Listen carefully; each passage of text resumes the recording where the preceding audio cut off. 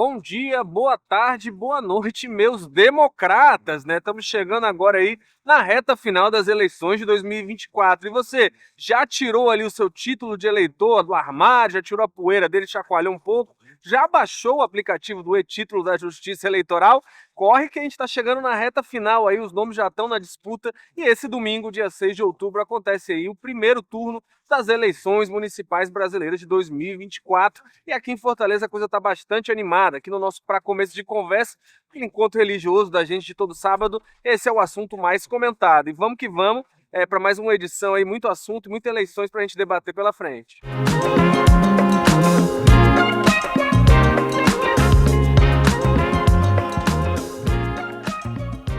E vou começar aqui com um comentário do nosso assinante, o Francisco Braga.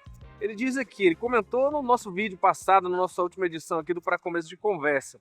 Quero eleger um candidato semelhante a um síndico do meu condomínio, que ele seja educado, coerente, determinado, conciliador, que possua um currículo de realizações e que possua simplicidade no comunicar esse candidato nesse grupo.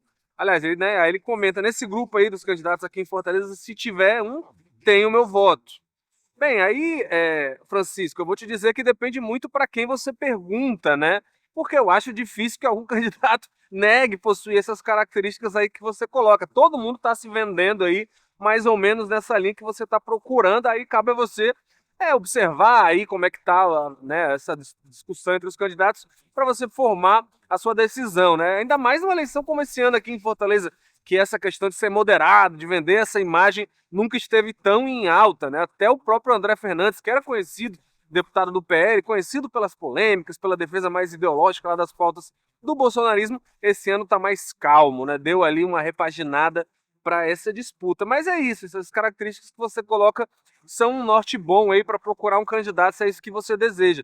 Agora, é importante também ver, né, óbvio, as propostas do candidato, entender qual é a visão de cidade que ele tem, se é parecida com a sua, né? Tem candidato que vê Fortaleza como uma referência, Fortaleza virar uma Dubai. Tem candidato que já tem outra coisa ali em ideia. Então você pode aí, com base nisso, ir moldando, né, ver quanto que isso se encaixa no que você pensa ou não. É importante também ver os históricos de alianças, quem está do lado desse candidato, isso às vezes revela muita coisa, e principalmente o próprio histórico dele, né? Se ele não está ali adotando uma nova persona só para a eleição desse ano, né? Porque a gente sempre vê isso acontecer muito e se isso condiz com as pautas, com as bandeiras que ele defendeu e se isso encaixa com você. Mas agora, como é uma eleição municipal, essa questão da cidade é muito importante. Será que esse candidato foi no seu bairro? Se preocupou? Porque a gente sabe que às vezes o trabalho do prefeito é muito isso, né? É zeladoria, organização da cidade e às vezes é bom você estar ali de olho para saber como o lugar onde você mora, a sua região, se encaixa no projeto e o que ele pretende para onde você mora. E agora vamos trazer aqui um comentário do Rômulo Cavalcante. Ele comenta aqui: Tasso já é carta fora do baralho. Sem credibilidade suas opiniões, após derrotar o coronel Adalto Bezerra e demais, se transformou em outro grande coronel cibernético. Sua contribuição ao Ceará foi pífia. Vamos estar comentando aqui esse arranca-rabo que a gente viu nessa semana entre o ministro da Educação, Camilo Santana, e o ex-senador Tasso Gereissati.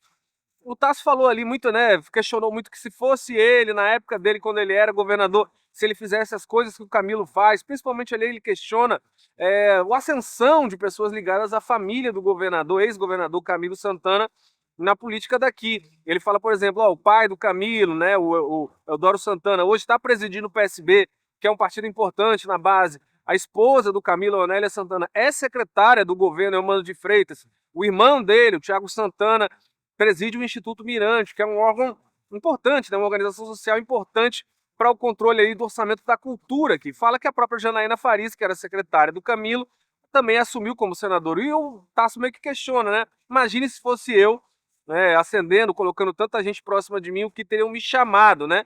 E aí o Rômulo, né, dá um ataque aí, critica, não gosta muito do Tasso, né? Porque vamos lembrar, o Tasso também teve esse momento muito marcante ali nos anos 80, ele ficou muito com essa imagem, né, de coronel porque tratou muito duramente a oposição a ele, né? Tinha um controle muito forte dos municípios, ficou muito conhecido por pessoas que faziam oposição a ele terem praticamente um orçamento fechado, né? Era tratado a pão e água, o pessoal falava.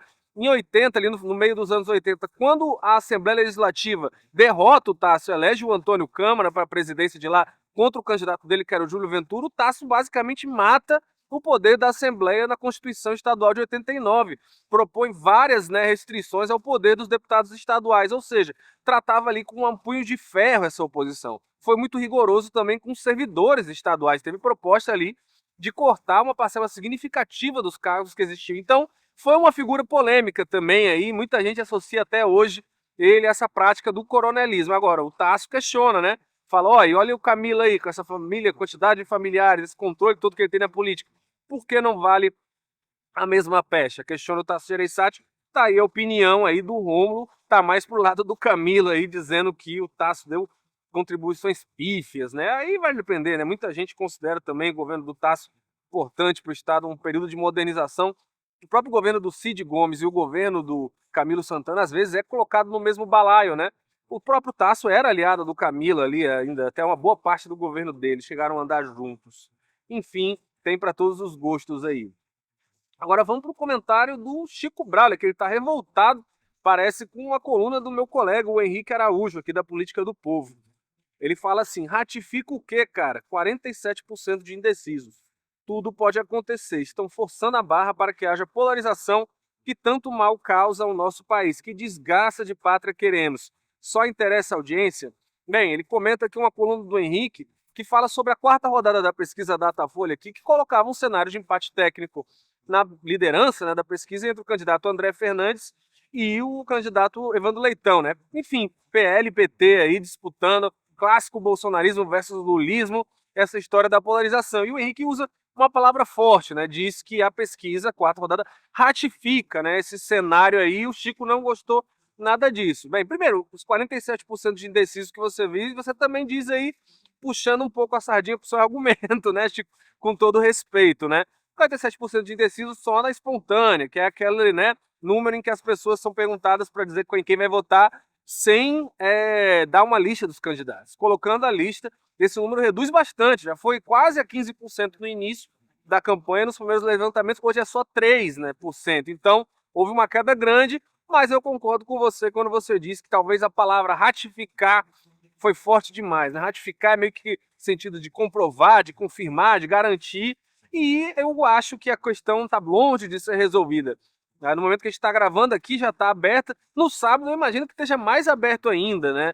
O José Sarto está na disputa, o Capitão Wagner está na disputa. Eu acho que hoje é precipitar um pouco demais, aquela velha história de faltar combinar com os russos, né? O eleitor tem que ir à urna e é importante que se respeite tanto a campanha eleitoral, porque ela não é um procedimento, né? Não é uma coisa só para preencher tabela ali. A pesquisa já deu quem vai ganhar, vamos, não precisa nem votar, tá resolvida a disputa. Não, não é assim. Domingo aí vai ter muita gente na rua, vai ter uma movimentação grande na cidade, a gente tem debates para acontecer, muita coisa. Enfim, a gente pode ter um cenário aí bastante conturbado, com muitas mudanças na reta final. E vamos aqui para um comentário do assinante Luiz Cruz.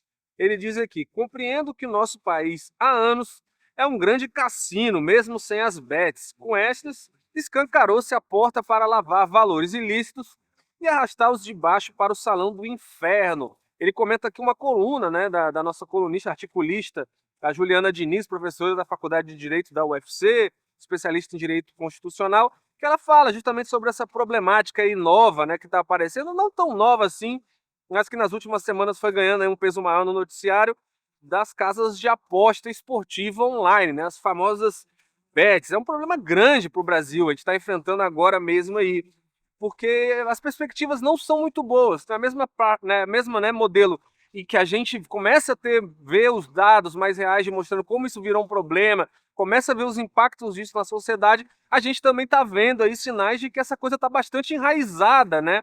Você tá vendo surgindo aí, não só influenciadores estão muito envolvidos, a máquina de publicidade aí, enfim, né? Vamos combinar, o nome do Campeonato Brasileiro hoje né? Carrega o nome de uma casa de apostas. A coisa está muito bem colocada e a gente está vendo aí surgir setores da economia brasileira, seja até na música sertaneja, ou outros veículos, até veículos, empresas de mídia, estão entrando nessa questão das bets. Então, me parece um cenário muito difícil e que a perspectiva não é das melhores, né?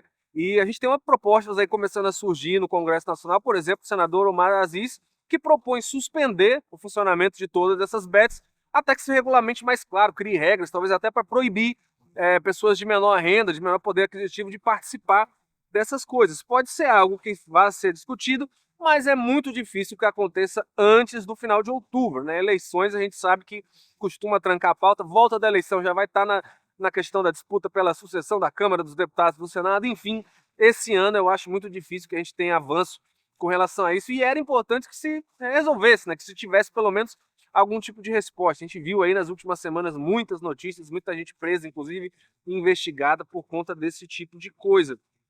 Mas é algo que precisa ser visto com urgência, né? A gente teve aí na semana passada, talvez isso que tenha até inspirado aí esse texto da Juliana, que é um dado do Banco Central que aposta que que coloca, né, que só em agosto foram mais de 21 milhões de reais, bilhões, aliás, desculpa, é com B mesmo, é tudo isso mesmo. Mais de 21 bilhões circularam com relação a essas bets só em agosto e só por meio de pagamento de Pix, né? Imagine então cartão, gente que se endividou ou por outros meios, então nem se fala. E aí, desse total aí, pelo menos 3 bilhões teria de gente que era beneficiária do Bolsa Família. Ou seja, revela aí que há também um problema social muito forte. As camadas mais vulneráveis da sociedade são justamente as que às vezes estão mais suscetíveis a esse tipo de coisa. A Data Senado fez uma pesquisa também que coloca números alarmantes com relação a isso, principalmente entre gente de menor poder. Tem gente pobre, às vezes, gastando mais de R$ 500, né? Porque, enfim, né, com esses influenciadores, com a campanha que foi feita, muito boa engenharia aí que foi pensada para a internet, muita gente costuma ver até esse tipo de jogatina, de jogo de azar, que é quase rasgar dinheiro pelas chances que você tem, costuma ver como um investimento, como algo que pode dar um retorno quase que garantido, o que é um absurdo, né? Então, é preciso de uma resposta rápida e o Brasil já está perdendo, né, essa batalha. Quando a gente vê a coisa se enraizar, vem surgindo novos atores, bom sinal não é. E esse foi o nosso para começo de conversa, aquele espaço religioso aí que a gente está todo sábado aqui trazendo seu comentário, sua crítica, sua sugestão.